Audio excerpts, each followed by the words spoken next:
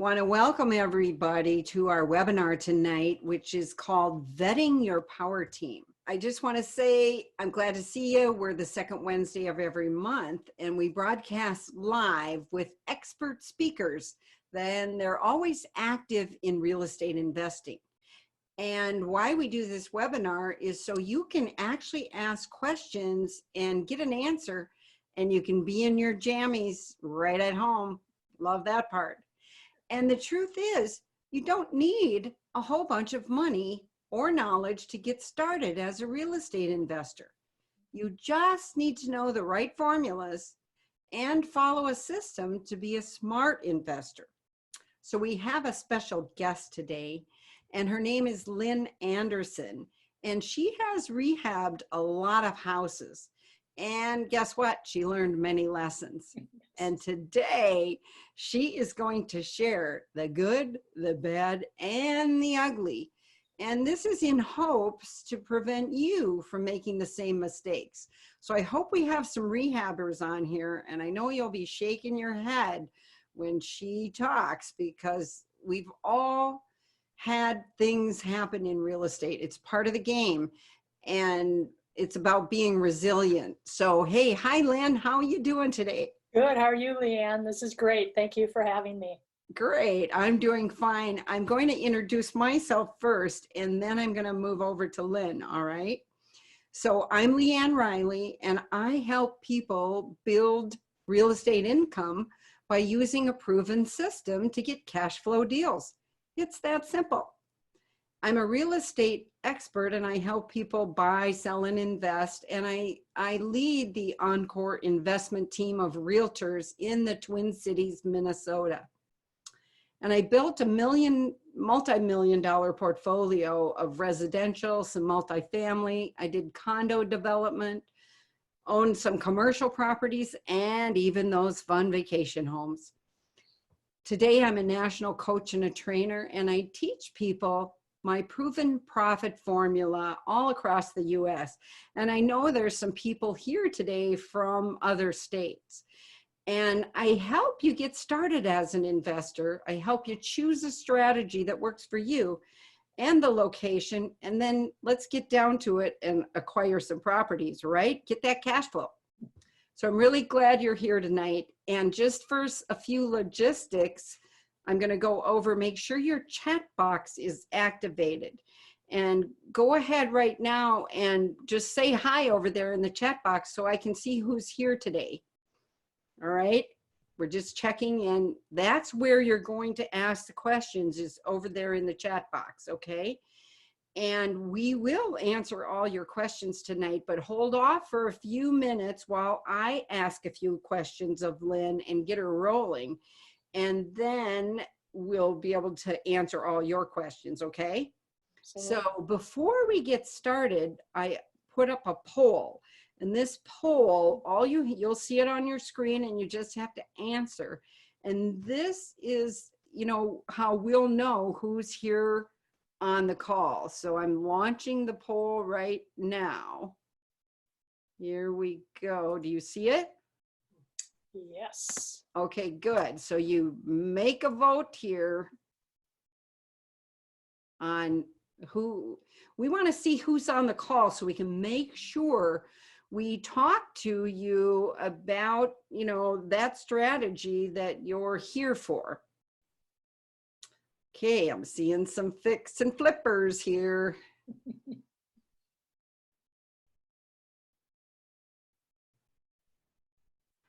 What do we see? We've got, all right. Oh, they're still voting. And when I end, it'll give us a tally of every of the poll here. Okay, everybody got their vote in?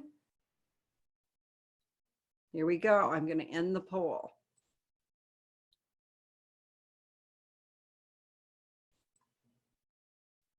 Can you see the results? Yeah. How come the just getting started is red? Yeah. That's our majority. And we got some fix and flippers, got some wholesale people, and some buy and hold. It's interesting because those are, buy and hold, that's where you get the cash flow. Wholesale, you're trying to get some cash to be able to buy some more. And fix and flip, we're going to find out all about that one tonight. Yes. Okay, so, all right, we're done with our poll. Now, I want to introduce Lynn. And first, I always like to say, I like to tell you folks, how did I meet her? Well, I'm going to check one more technicality here real quick. No, I'm not. Okay, I'm back. How did I meet Lynn? There we go. Well, I met Lynn and Mary, her partner, when they attended my real estate investor club. It was a few years ago. And I was teaching formulas and how to find deals that night. And they came to listen. And you know what they did? They networked, because that's why we go to these real estate investing club meetings, right? They networked and they stayed afterwards and they made sure that they met everyone there.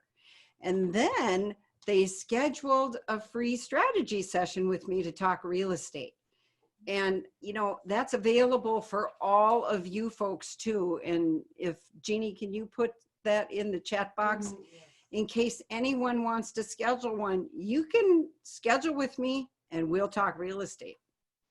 So now Lynn, you know what? She's a real estate investor. That's why we have her here. She and her partner bought their first single family home, which was a fix and flip, in July of 2018. And they are currently rehabbing their 11th house.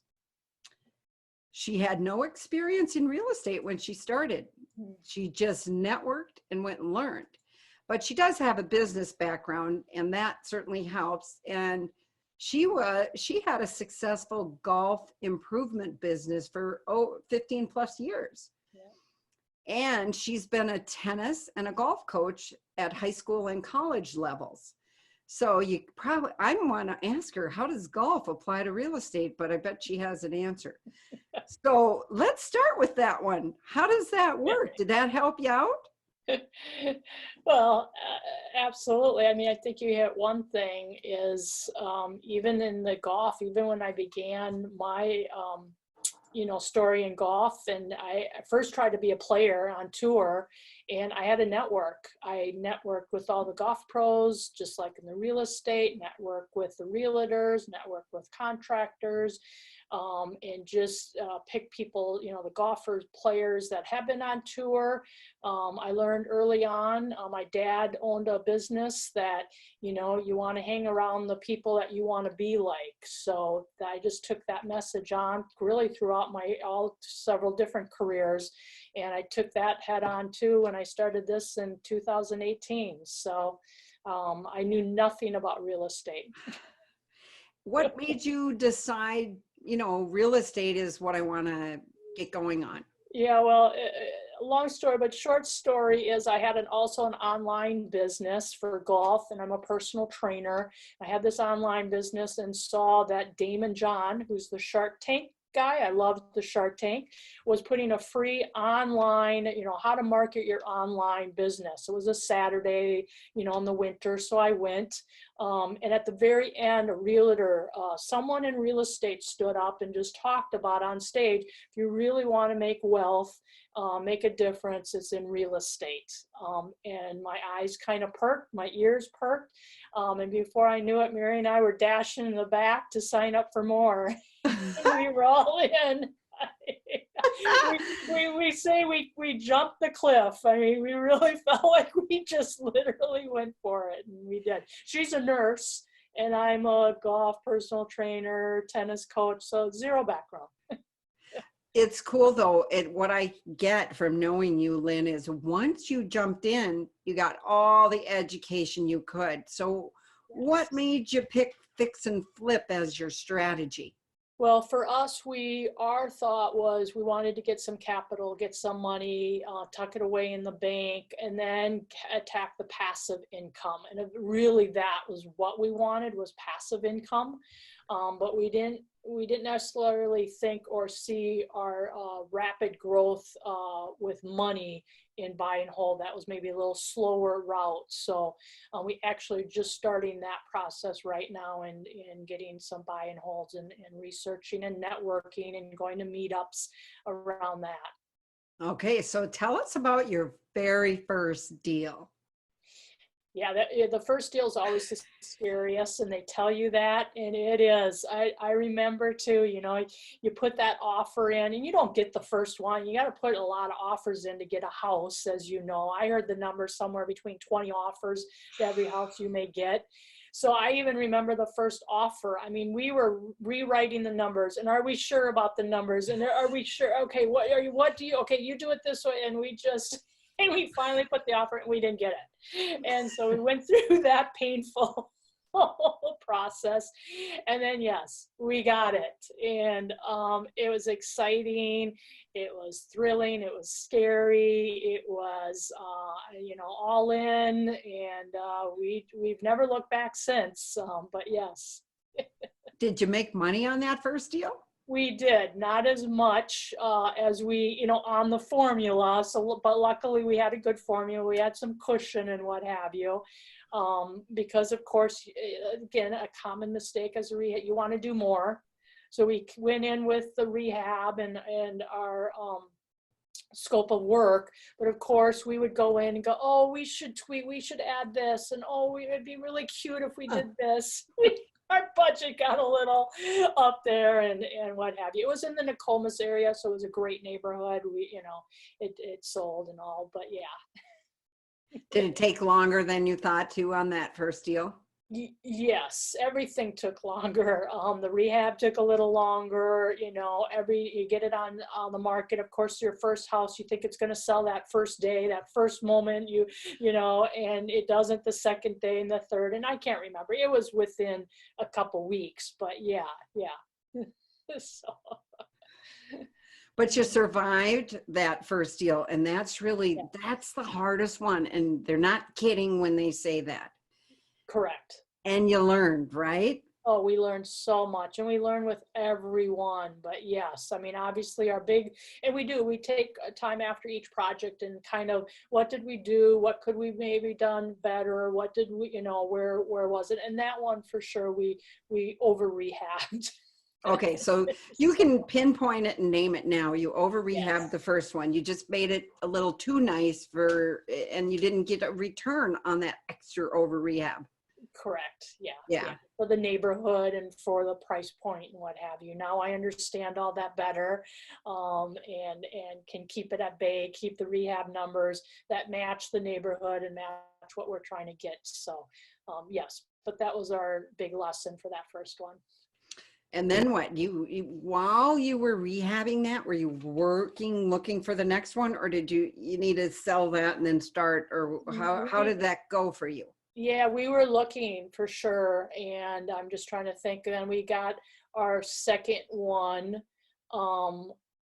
as we were still finishing that one. And then and then we sold the first one. We were working on the second. We got a third. So now we had 2 going. And at one point we had 5 going. Oh, Another mistake.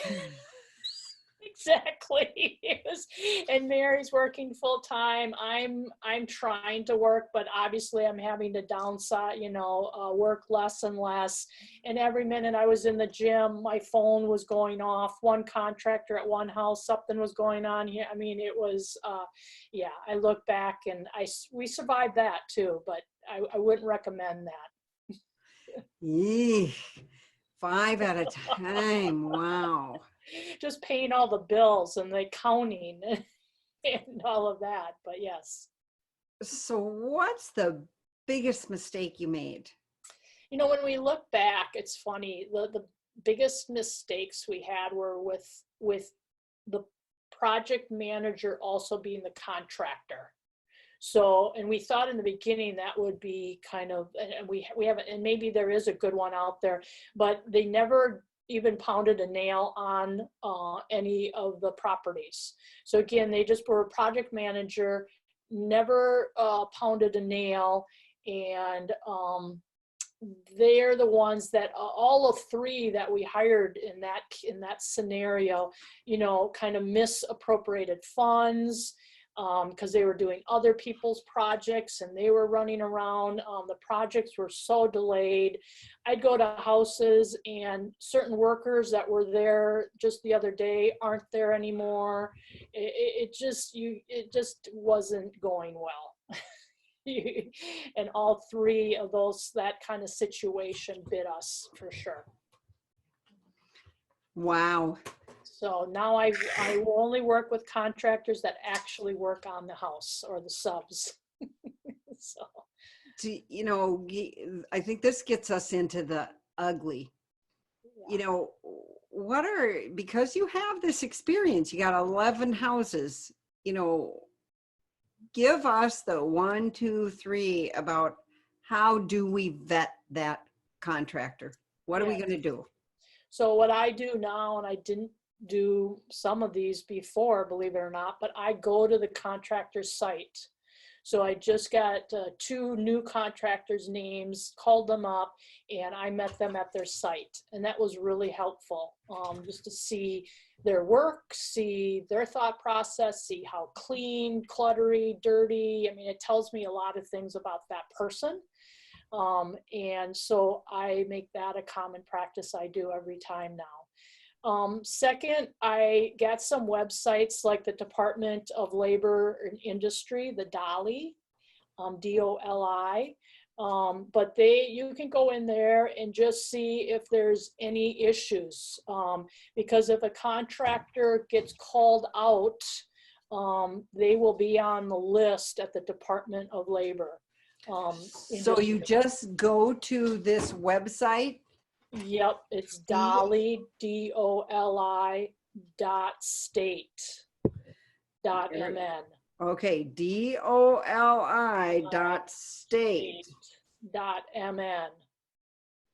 And So this is probably available in other states, I would imagine, the same type of a way. Too. It's basically just your Department of Labor. They police the contractors, so to speak. So again, you can, if they get, like one of my contractors gave me a false license.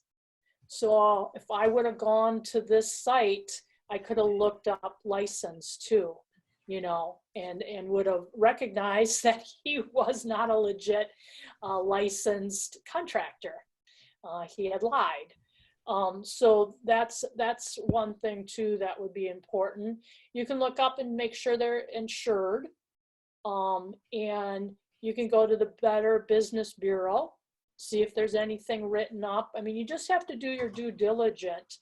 You can also go to mincourts.gov, and that just gives you if there was any DUIs, any court records that they might personally have. I think that's just good knowledge. I mean, one of my project managers unfortunately had 3 DUIs and ended up getting the 4th and being brought to state penitentiary in St. Cloud. So that was yeah, and I didn't know that. But and he was supposed to be on the job, right? Yeah. And you didn't know where he was. Yeah, exactly. And his crew would come and go and disappear and what have you. And now it was, you know, it explains a lot. And if I had done some better due diligence, you know, at least I have that information, and then I can make a decision. Do I want to go forward with this individual or not? Do I want to take, I mean, there is some risk to that.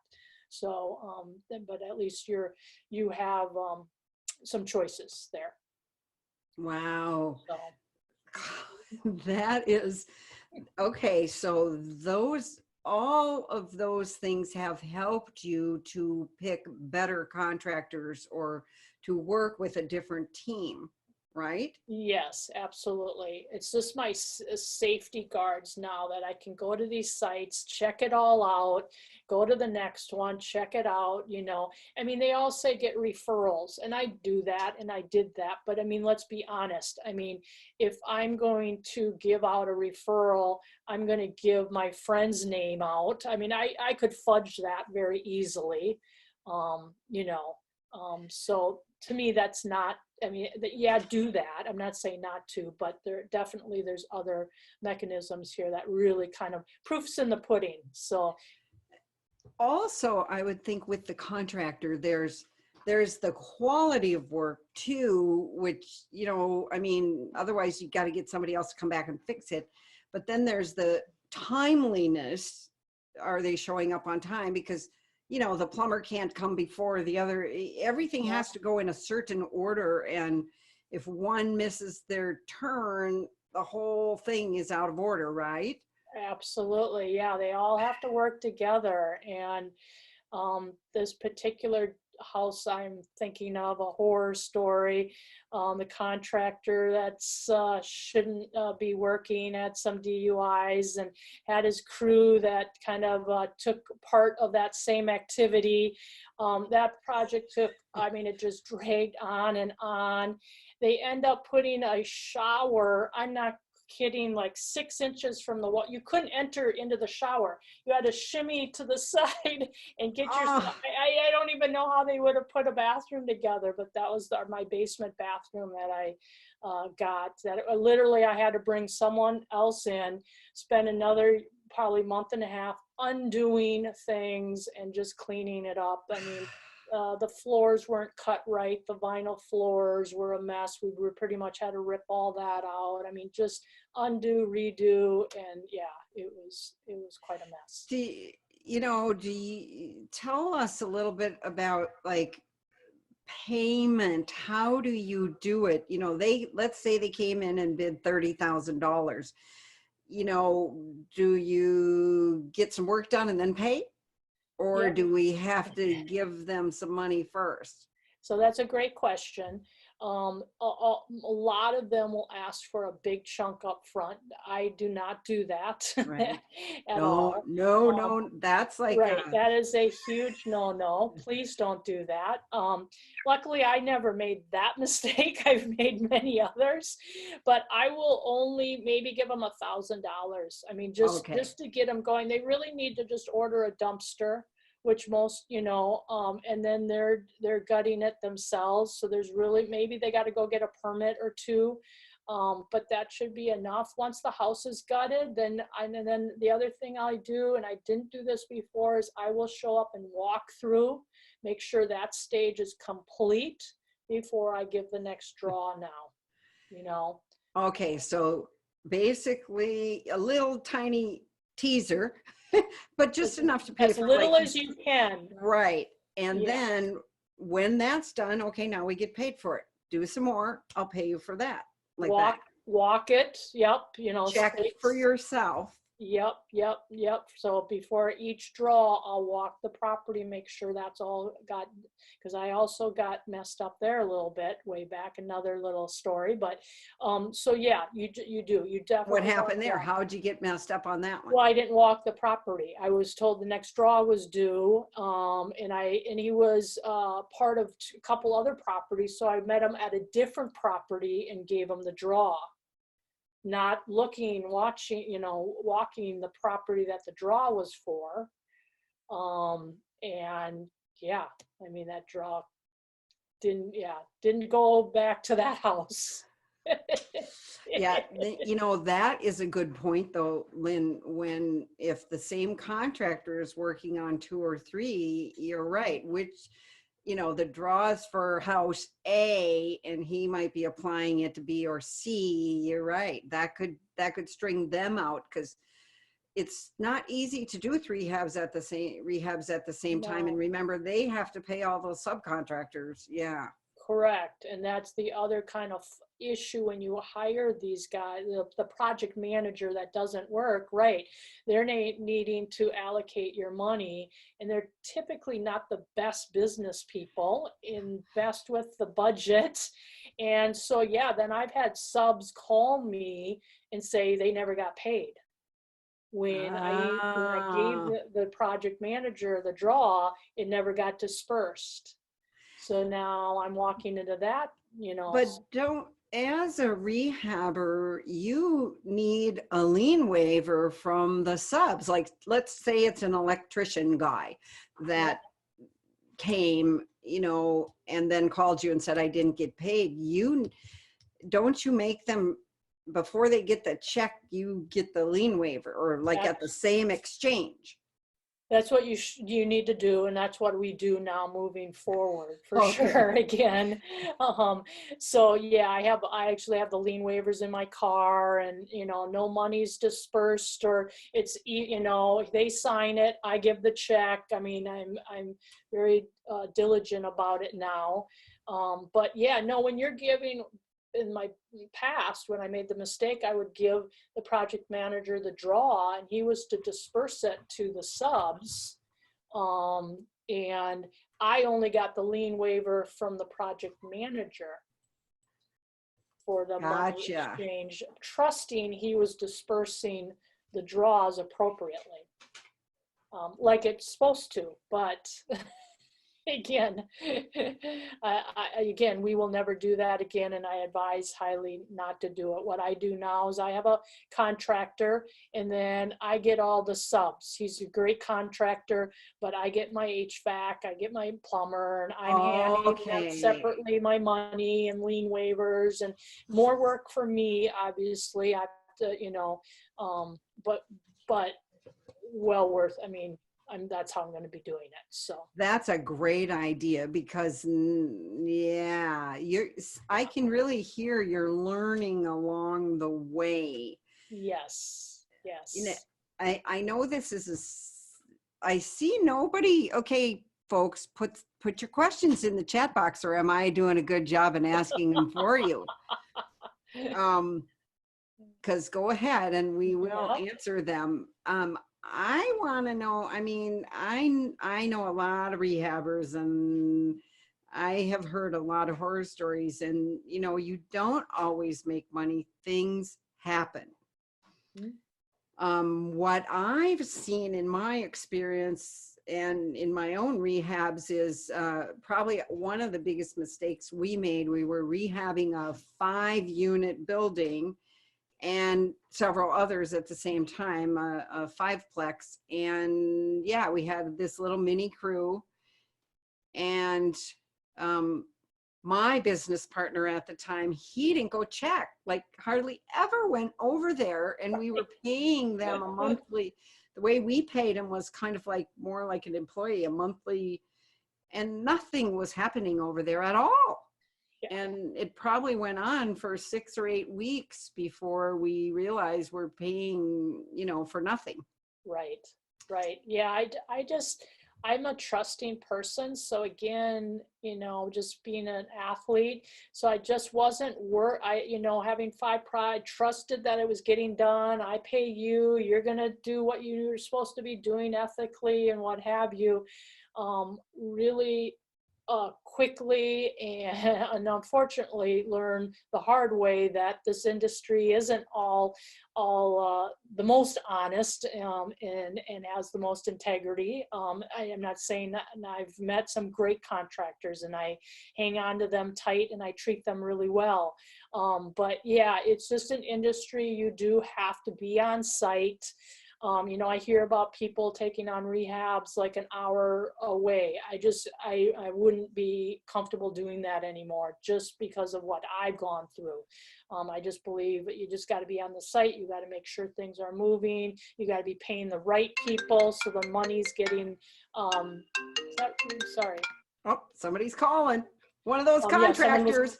Calling. Sorry, yeah, contractors. I'm just going to make sure I get the money in the right hand, lien waivers, all of my, so that doesn't happen anymore. Now we have a couple questions. So here somebody says, do you do your own estimating? So I do. I mean, in the beginning, it was obviously hard because I didn't know that at all. I have a great realtor. Like I have like the bomb of a realtor. I'm so fortunate. She doesn't know rehab estimations like to the T or the detail, but she's pretty good. So she'll walk through, like I've got 2 houses tomorrow I'm going to go through. She'll meet me at both of them and walk through. I have through Minria. you can purchase for extra website and then their calculator. I really like that calculator. I do come home and plug that in, and that comes pretty close to the rehab number. Okay, so you're using a tool, and for anybody on here, MNREA is the Yeah. Minnesota Real Estate Investors Association. You can Google MNREI. Yep. They have a lot of classes. And okay, so see, there's an extra tool, and that's what you use to get your rough. And then the contractor comes in with their number, and that gives you some bargaining power around, wait a minute, how can it be? That way you don't just have to take their word for it. Right. And I also in the beginning, and sometimes I'll do this, but not as much, is I had some good relationships with different contractors. And if I think the numbers at my desk, I have a whole way of checking the properties, looking at the numbers, getting the ARVs, looking at the pictures. I can get kind of a gist of, could be this a good one? Then I might call one of my contractors and have them meet me there right away, walk through, get a good estimate from them, knowing that they're going to do the project for me. And then I feel even more confident with my Absolutely. You know what? I forget which TV show, the flip whatever, that's what they do. The contractor always meets them there and gives them the bid roughly. Right. But it's a pretty qualified bid, roughly. Correct. It gives you enough comfort for me, at least, to go, again, I'm still, I'm fairly new, a year and a half into it. So, I'm not a contractor. I still don't have those numbers dialed in really tight. But that's nice. You do have to be aware, though. You can't bring your contractor to every spot, or they're going to die off and go forget it. Well, I know when I was working for an investor, he paid him, every time he came, he paid him whatever. Yep. To come and walk through the house. That way his time was covered. Yep, that's a good point. And that maybe as a beginner, and you find a contractor and you pay him a little and what have you. To come and give you those bids and help you.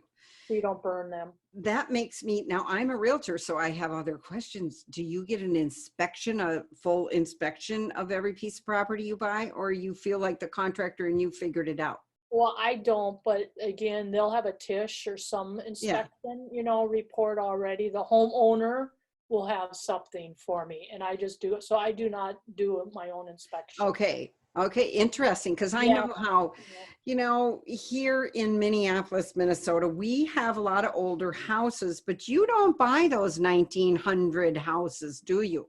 I know. I try to stay away from them. You try to stay with, do you 1950 and newer or something like that? That'd be ideal. I've done, I think my St. Paul one was little older than that, but it was small too. And I did have my contractor walk through that and give me a bid before we did. But yeah, I'm going for, more the little older, the 1950 and older house. It's smaller. It's, kind of your first time home buyer. Price point. Yeah, first time home buyer stock. Yep. Okay, somebody wants to know, do you always use the same contractors now? It's, from what I heard, no, you've gone through a lot of them. Gone through a lot, still meeting them, still getting cards, still reaching out. I don't think I can have enough contractors in my back pocket, really, again, but I'd like to maybe have 3 going at the same time, no more than that. I think, after 5, but so 2 or 3. So yeah, I have a couple different contractors and it kind of revolves. Same with subs.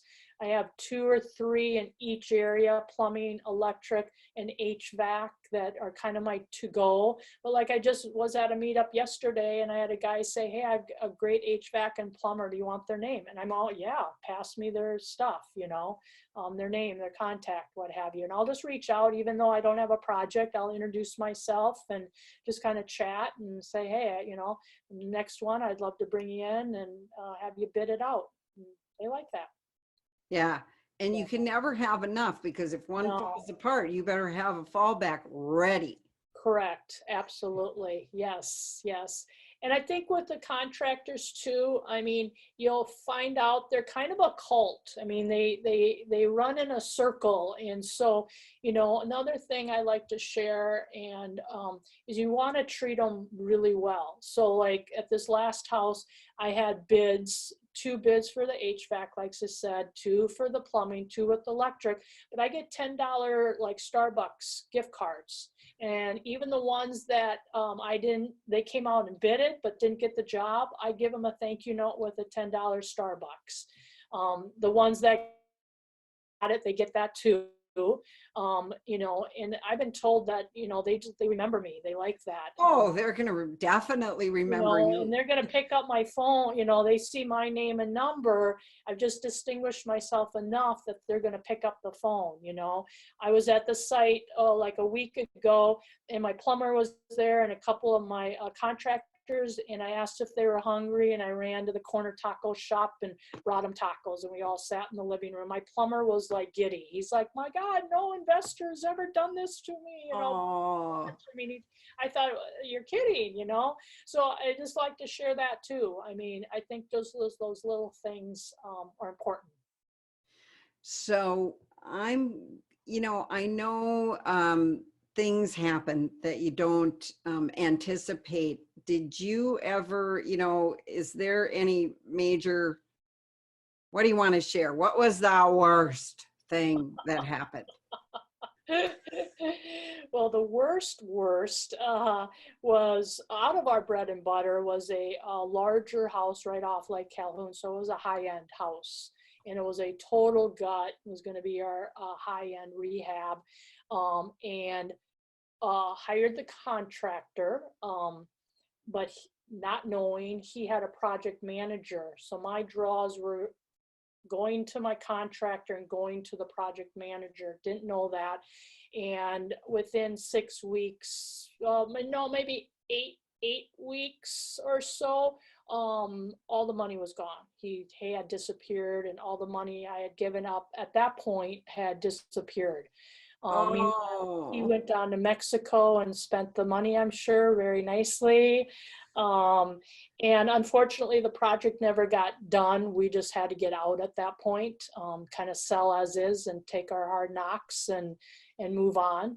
But so that was a tough pill to swallow. But again, we learned a ton from it. We didn't quit, so that was a good thing. Yeah. And so yeah, and it was a bummer because it was going to be this awesome project with a house, a Tudor house on by Lake Calhoun. So you know, you're not the first one, Lynn. Just so you know, in my investing years of helping investors, when you move from that first-time home buyer standard 1,200 square foot or whatever, you know, typical house, to the high end, this is where I hear the troubles. Yep. Right there.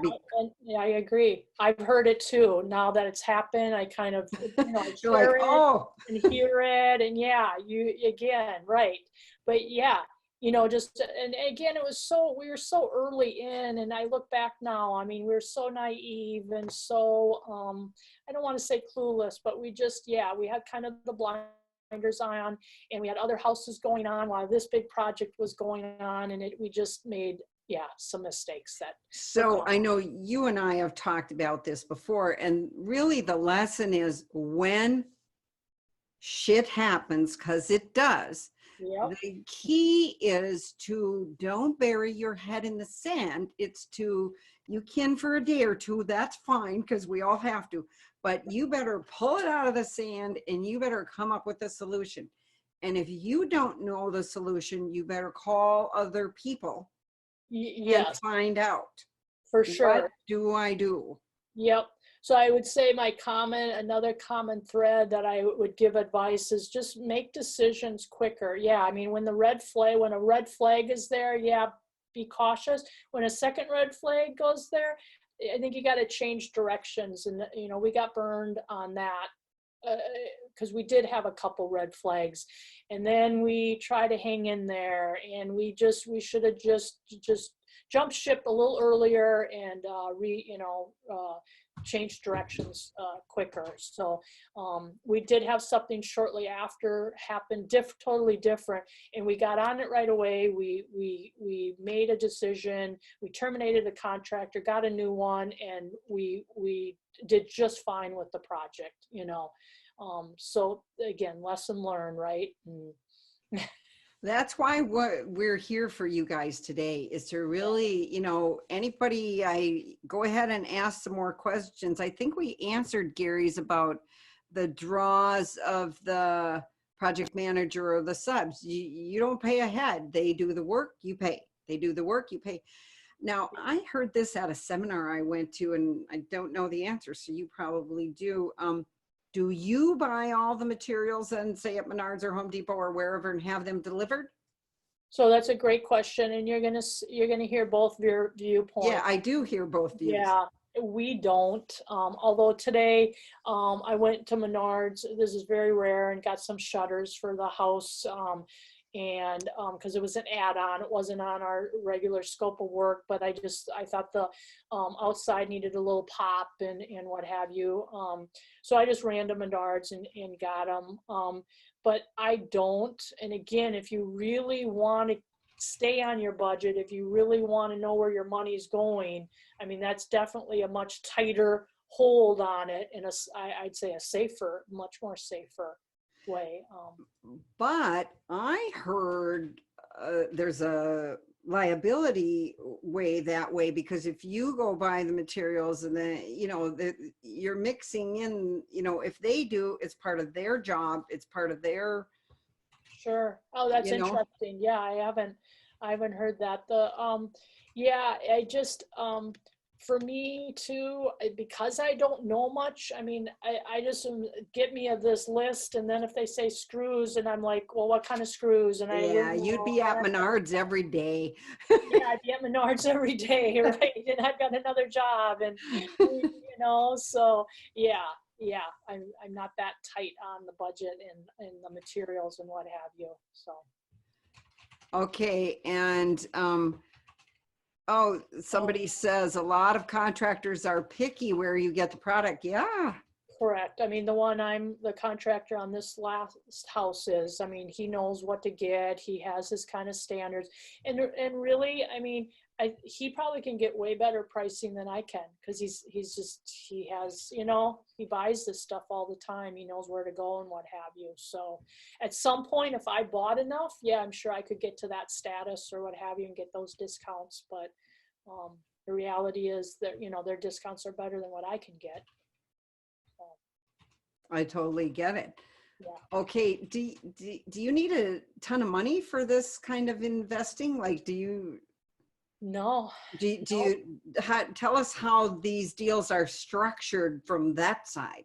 Yep. So, I mean, the beginning, you had said in the beginning of the webinar, kind of your power team. So one of them, or what would be finances, it's not really a person, but it's an area in your funnel of your business that you have to have access to. So we did everything from, before we even bought our first house, was going to banks, personal banks. We did, you know, like my mom and dad had a little bank, and my business partner had her parents' little bank. We went and talked to the banks and got relationships with them, and all of them were like, we'd love to help you, but you need a couple of them under your belt. Okay, so that's kind of where we got with the banks. We do have, we moved all our, not all, but we got into self-directed IRAs. So we set ourselves both into some self-directed IRAs. So we were able to take some retirement or 401 money into that. And then I also had some private lenders that we worked on to get. And so our first house was a private lender, and then some of our self-directed. And then we built from there, made some, got the return to the private lender. They loved it. They wanted to keep reinvesting. We used some self-directed. And then at some point, we then used the bank, because we had some under our belt. So we went back to the bank, and now they were willing to. So they've done 2 houses for us. And then, and then we have a hard money lender. So we researched that, and we have a hard money lender, and we use them on 1 house so far. So you've Yes. tried a variety Yes. of, which is, I love this point, Lynn. This is why Lynn's successful too, folks. Somebody who's done 11, she's got it figured out, right? Because she has, 3 or 4 sources set up. You don't always go to one person. And I love what you said, private money and hard money people, if you do as what plan was, and it sells and like you pay them back, they're happy to re-lend you the money. Yes, one of my private lenders just called me tonight again. How's it going? Just anxious to give me their money. Yeah. I mean, because they're getting a good return. He did great on my And last house. So. and they can trust where they put it, because I did many deals with the same lenders, exactly, Okay. private lenders. Yeah. That's how I built my portfolio, and we were buying condemned houses, but they would fund the entire fix up because Sure. they knew, and we would keep them though and rent them out. That's where I put the 2 strategies together. I didn't fix and flip. I fixed and held. Yeah. Yeah. But then, I refinanced and got all the money back plus, and Yeah. it's a little harder to do. It works good on multifamily though. And I was buying dirt cheap. If Right. you're buying a condemned building, it's cheap, Pretty but cheap. it needs everything. Yes, it does. Yeah, the rehabs. Yep, you get it on the rehab side of it. Yeah, big, long ones. Yes. Okay, that's great to know about the money side of how this works. So Yeah. if you had, is that considered your partner then? Or, they're just your money partner. They're not, you haven't partnered in any deals, have you? Yeah, no, right. They're just money partners. Yep. And they didn't, no equity, obviously, because it's not a buy and hold. So, yep. If the last house, one of the private was the house, so they were in a first lien position. They had the mortgage on it. So, Oh, okay. again, that, is a So you safe. had seller financing, right? Is that what you're talking? The No, seller. Oh, no, I'm sorry. So my private lender money bought the house, and then we put my private lender in a first lien position oh, okay. on the mortgage, which protects them. But then he got his money out, and then I needed bridge money for the rehab for this last house now. So now he's just a bridge. He doesn't have a lien position, Which but is he's perfect. fine because he trusts. Why I mention it is because, again, once you have that relationship, you've done a few, they trust you Right. enough. Oh, that's great. So now that's why you have more capacity now, and you've learned, don't do 5 at a time, do 3. Right. You'd be comfortable, where you can get the money for 3 at a time, all of that. Yep, and contractors and subs, and yep, I've got kind of everything lined up. So, it's funny because when you build a business, we kind of had everything going, but then when we got to the third house, we started running out of funding. So then we had to build the funding back up, and then we thought we had a contractor or 2. Well, you have 5 going, so now you have to build that up. So it's just kind of constant, kind of building the team. But yep. So what would you do different now that you're successful? Well, thank you.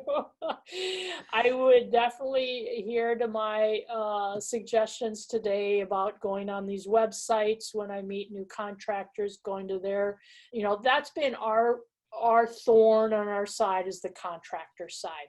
Everyone's story is probably a little different than mine. It might be hard for another person to get money or what have you, but ours definitely has been the contractor. So again, I'm just trying to fine tune that. Like I say, now I'm going to their sites, meeting them, going on the websites, making sure their license is real, make sure there's no bad, information out there. Go to the Better Business Bureau. Just do more due diligence. So.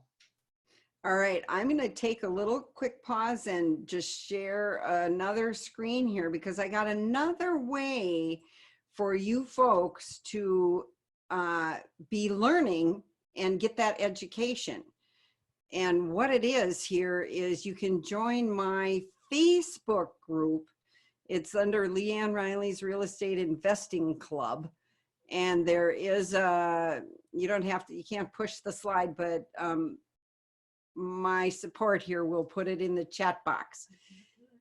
Oh. It doesn't show up to anyone but you and her. Oh, you guys can't see it. Then you gotta write this down. But actually just go on Facebook and look, type in LeAnn Riley and my group will come up.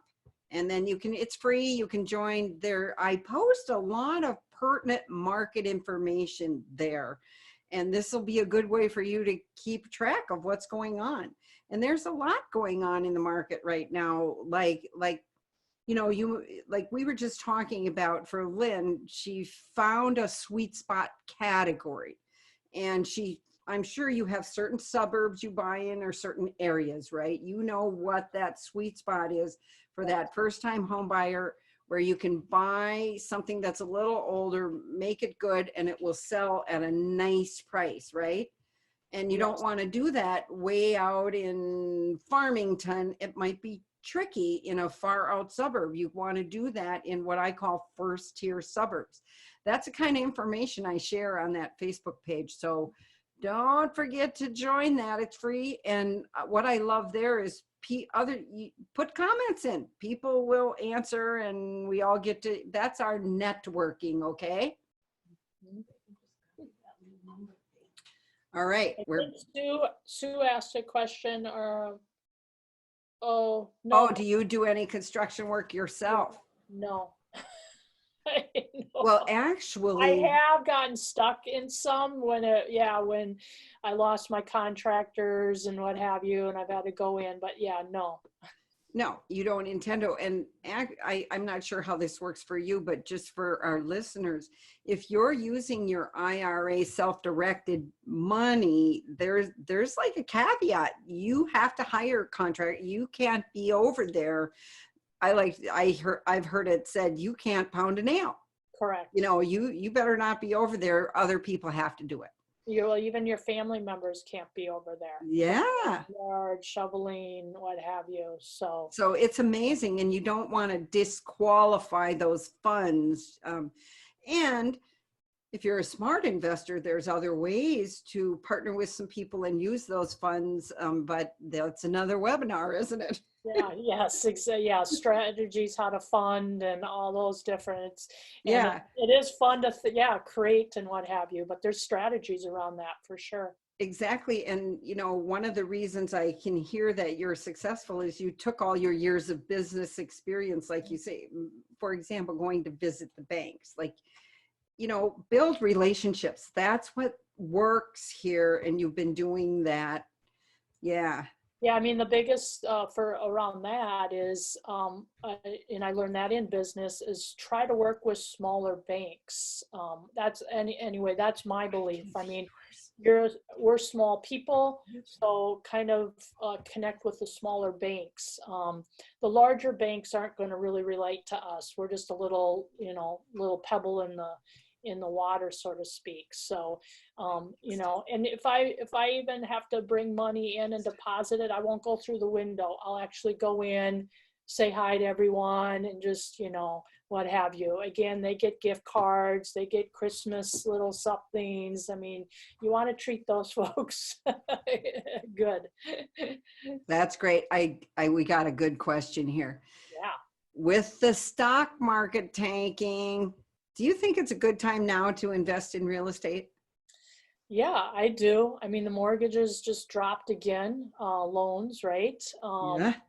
Supply and demand, it's really hard to find a house, but when you find one, my last one went, the first people that walked through, because it was a St. Louis Park area, and they had bidded out 6 other houses prior, got outbidded, they were tired, so they put, again, they were the first ones through, went 10 over what I asked, and we grabbed it and moved on. Yeah, could we put it back on, or waited, and we probably would have maybe gotten multiple, whatever, but I'm also in the belief of just in and out, be done, no stress, done, move on. So I've got one in Richfield right now, and we demoed it, and I had 3 people want to walk through and look at it and want to buy it before I gutted it, and that's as far as I'd gotten.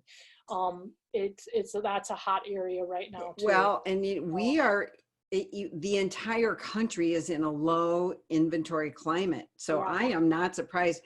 Come to think of it, I've heard rehabbers where you put just a little sign out, little stick in the ground sign out front, and you're right, you can have a whole stack of people bidding it up. Yeah, absolutely. And that's what we do. We'll put a little sign up and they know it's coming or whatever. And yeah, it's been amazing. I mean, even from when we started, we didn't see that much activity like we do now. So yeah, so far I think it's fine. Okay, we are coming up on the top of the hour, I see, but we got, let's see, what do I need to cover here? Let me just check. One more thing, I'm going to go back and say, if you want to do a free strategy session, you can. Right there is how you schedule with me, and we get to chat real estate. So I help people with strategy and just all kinds of things. So remember to do that. And let's see if there are any last question in there. Lynn's contact info. Oh yes, I got Lynn's contact info too, just in case Yeah. somebody wants to have coffee with Lynn and find Absolutely. out more. I'd love to. I'm putting that up for you here. There it is. So you might have to jot that down. My number's missing. Oh, good God, we got a digit missing. And it's wrong. So it's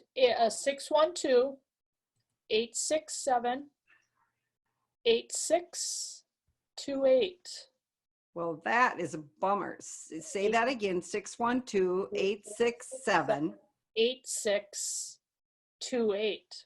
8628. Okay, we missed the 8 there is what happened.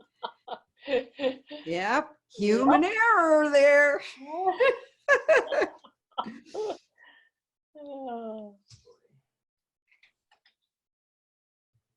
There, actually, you could type that into the chat box there, Lynn.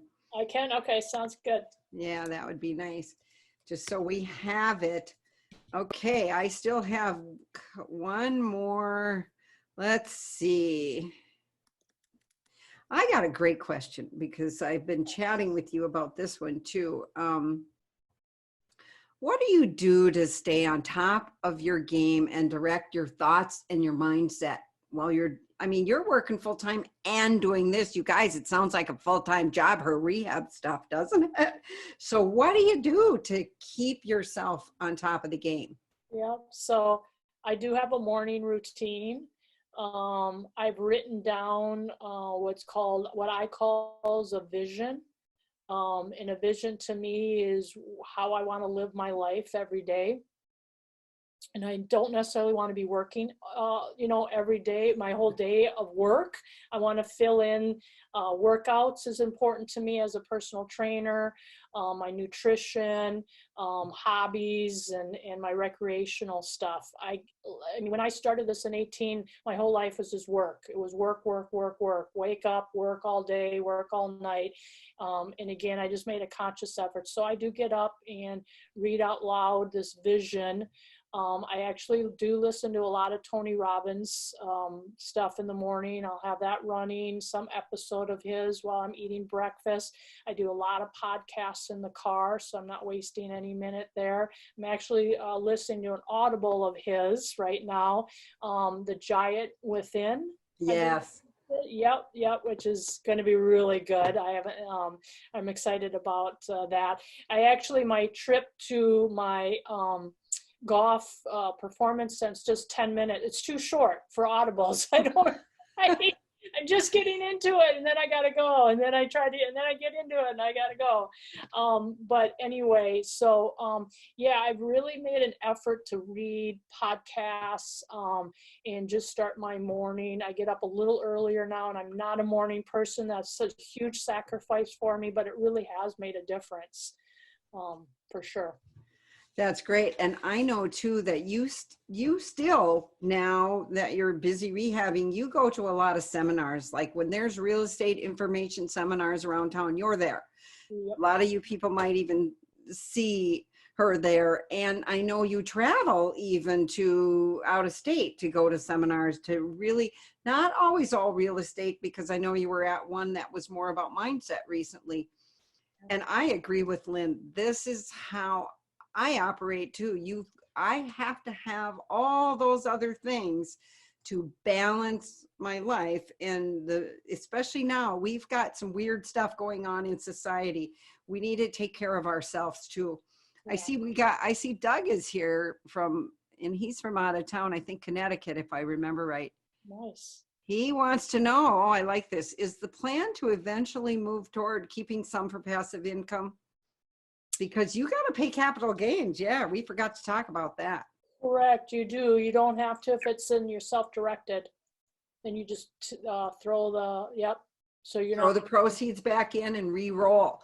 Yep. There's great tip right there. Yeah, so that's one way. So it depends on, we'll do some self-directed and we'll do some, like I say, so it just depends. So we do help our tax situation when we do a property under our self-directed. That's a great advantage. Yeah, right. That's a huge advantage there with that. The rest, you're right, we have to pay capital gains, but I figure that means we're making money too. So taxes are taxes, but yes. And yes, the goal is the buy and holds, and you're just now starting to look at that. Correct. Yep, exactly. Yep. So eventually, and then you obviously get huge tax benefits from that. So right. And the buy and holds, what I love is if you now with your skills, you can find the value adds. You buy something that needs that work, but then you keep it. Right. Yep. Absolutely. And you'll make more money that way. Correct. So, yep, that's the plan. So, yep, I'm going to a multi-family meetup tomorrow, and got to get into that multifamily, you bet. Yep, exactly. Okay, then I just want to say thank you so much, Lynn, for being our guest today and sharing your rehab tips. Absolutely. Because I think it's going to help a lot of people.